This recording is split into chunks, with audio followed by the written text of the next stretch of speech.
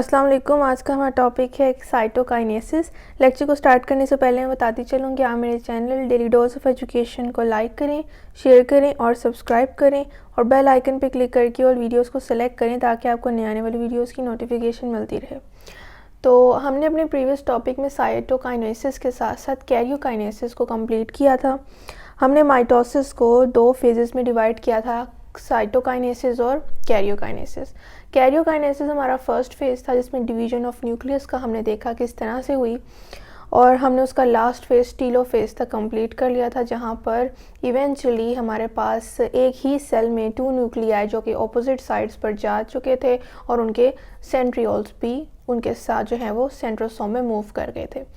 उसके बाद हमारे पास लेट टीलोफेज़ जिसे कहा जाता है वो प्रोसेस स्टार्ट होता है जिसमें डिवीजन ऑफ न्यूक्लियस तो हो जा चुकी होती है, अब डिवीजन ऑफ होल सेल जो है होनी होती है। साइटोकाइनेसिस हमारे पास डिवीजन ऑफ न्यूक्लियस के बाद डिवीजन है होल सेल की और इसमें साइटोप्लाज्म जो है ये मेनली डिवाइड होता है। अब हमने डायग्रामेटिकली इसको देखेंगे। हम बात शुरू करते हैं लेट टीलोफेज़ से कि हमारे पास लेट टीलोफेज़ में क्या होता है। अगर मैं ड्रॉ करूं उसी तरह उस सेल को जो कि कैरियोकाइनेसिस के लास्ट फेज़ टीलोफेज़ में होता है, जब हमारे पास डिवाइड हो चुका होता है न्यूक्लियस और ऑपोजिट पोल्स पर सेल के मूव कर जाता है। ये न्यूक्लियाई हैं जो ऑपोजिट पोल्स पर मूव कर चुके हैं। लेट टीलोफेज़ के दौरान क्या होता है, जब हमारे पास न्यूक्लियाई डिवाइड होकर ऑपोजिट पोल्स पर चले जाते हैं तो हमारे पास यहाँ पर एस्ट्रल माइक्रोट्यूब्यूल्स जो प्रेजेंट थे जिन्होंने सेंट्रियोल्स को साइटोप्लाज्म के अंदर मौजूद प्लाज्मा मेम्ब्रेन के साथ कनेक्ट करके रखा था। इन एस्ट्रल माइक्रोट्यूब्यूल्स के थ्रू सिग्नल्स जाते हैं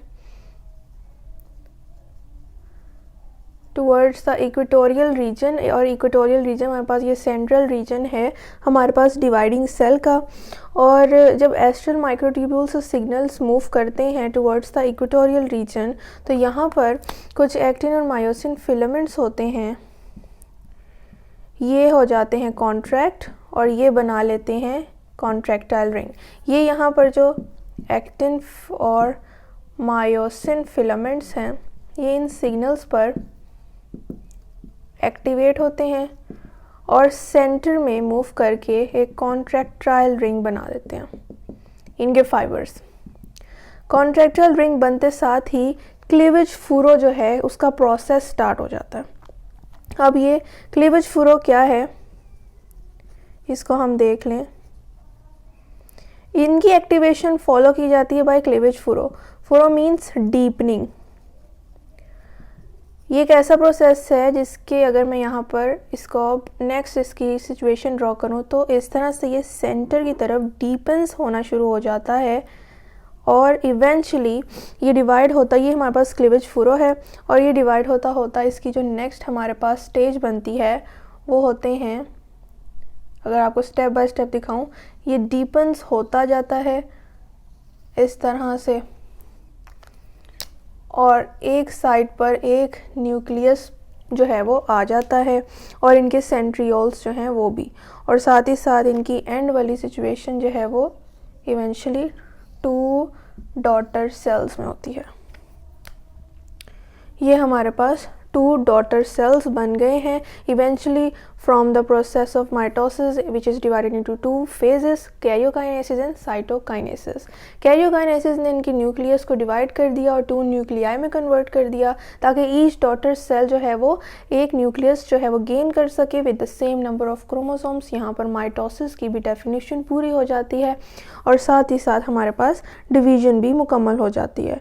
अब हमने देखना है माइटोसिस या mitotic division in plant cells. ये हमारे पास जो सेल की डिवीजन थी ये एनिमल सेल में थी। एनिमल सेल और प्लांट सेल का कंपैरिजन हम अपने प्रीवियस टॉपिक्स में करके आ चुके हैं। एनिमल सेल्स में अभी तक हम एनिमल सेल्स को जो है वो देख रहे थे कि अंदर क्या क्या चेंजेस आती हैं जब एनिमल के सेल्स डिवाइड करते हैं, या डिवाइड करने से पहले किस तरह से डिवीजन के लिए उनको प्रिपेयर करने के लिए फेज़ होता है एक पूरा, उसके अंदर भी सब फेजेस होते हैं। और जब वो डिवाइडिंग स्टेज पर पहुंचते हैं तब भी उनको 2 फेजेस में डिवाइड किया जाता है, जिनके ये हमारे पास स्टेप्स थे। साइटोकिनेसिस इन एनिमल सेल्स तो बहुत ही इजी था, उसी तरह ही प्लांट सेल्स का भी है। प्लांट सेल्स में दरअसल सेल वॉल आ जाती है और यहाँ पर हमारे पास सेल वॉल एब्सेंट होती है इन केस ऑफ एनिमल्स, जिसकी वजह से एनिमल सेल्स की डिवीजन के दौरान उनकी जो सेल की शेप है वो काफ़ी चेंज करती है। लेकिन हमारे पास प्लांट सेल्स में चूँकि सेल वॉल प्रेजेंट होती है, जिसकी वजह से उनकी सेल शेप जो है वो उस तरह से चेंज नहीं करती जिस तरह एनिमल सेल्स में करती है। बाकी सारा प्रोसेस, ये division of nucleus, division of the whole cell, ये सब कुछ सेम होता है। वही एस्ट्रल माइक्रोट्यूब्यूल्स प्रेजेंट हैं, वही हमारे पास स्पिंडल्स प्रेजेंट होते हैं। बस उनमें ये फ़र्क होता है कि सेल की जो शेप है वो एनिमल सेल्स की इन कंपैरिजन कम चेंज होती है। अब हम उसको भी डायग्रामेटिकली यहाँ पर ड्रॉ कर लें ताकि वो भी हमारे पास क्लियर हो जाए, और ये भी देख लें कि क्लीवेज फूरो बनने का क्या है वहाँ पर क्राइटेरिया। 2 डिफरेंसेस हैं एनिमल सेल्स और प्लांट सेल्स में साइटोकाइनेसिस के प्रोसेस में, कि क्लीवेज फूरो बनने का यानी उनके सेपरेशन का प्रोसेस थोड़ा डिफरेंट हो जाता है, और cell shape because of the presence of और the absence of cell wall थोड़ा सा चेंज करती है और एनिमल सेल्स में नहीं करती। अब हम देखते हैं प्लांट सेल्स को डायग्रामेटिकली।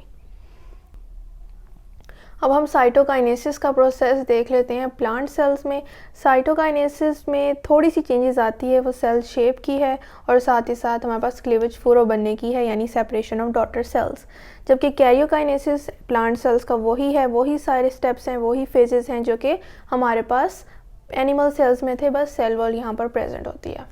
अब हम अगर साइटोकाइनेसिस प्लांट सेल्स का देखें तो एक प्लांट सेल मैं ड्रॉ करूँ जिसमें कैरियोकाइनेसिस हो चुकी है। ये ग्रीन कलर से इसलिए ड्रॉ किया है कि हमारे पास एक प्लांट सेल है। यहाँ पर मैं अगर आपको दिखाऊं कि ये हमारे पास न्यूक्लियाई हैं जो कि प्लांट सेल्स के बन चुके हैं। प्लांट सेल्स में न्यूक्लियाई बन चुके हैं। अब इनकी सेपरेशन होने के लिए पहली बात कि एक और बात आपने याद रखनी है कि हायर प्लांट्स में सेंट्रियोल्स प्रेजेंट नहीं होते। तो सेंट्रियोल्स प्रेजेंट ना होने की वजह से अब एस्ट्रल माइक्रोट्यूब्यूल्स और जो 3 सेट्स थे माइक्रोट्यूब्यूल्स के, काइनेटोकोर माइक्रोट्यूब्यूल्स और पोलर माइक्रोट्यूब्यूल्स, ये किस तरह से बनेंगे? तो इसका जवाब ये है कि इनके पास एक स्पेसिफिक एनालॉगस रीजन प्रेजेंट होता है जहाँ से स्पिंडल माइक्रोट्यूब्यूल्स जो हैं वो ओरिजिनेट होते हैं, जो कि उन क्रोमोसोम्स को अलाइन करते हैं और उनकी सेपरेशन के लिए रिस्पॉन्सिबल होते हैं। एक ये पॉइंट आपने याद रखना है। दूसरा ये कि जब हमारे पास metaphase in case of plant cells हो रहा होता है तो मेटाफेज के दौरान हमारे पास कुछ वेसिकल्स हैं जो बनते हैं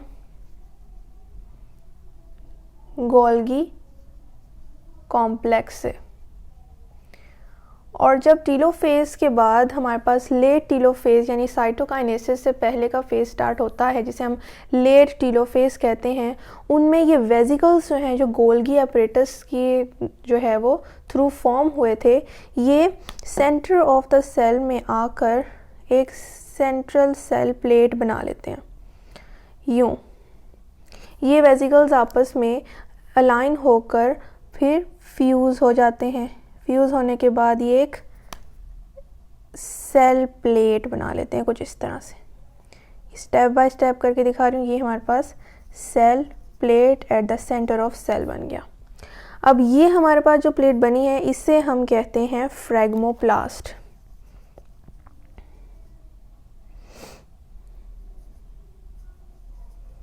और ये फ्रैग्मोप्लास्ट रिस्पॉन्सिबल है for the separation of the single cell into 2 daughter sales.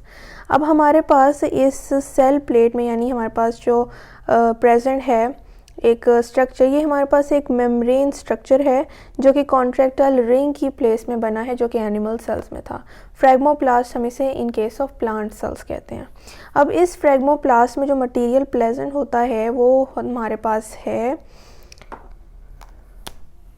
Cellulose and pectin.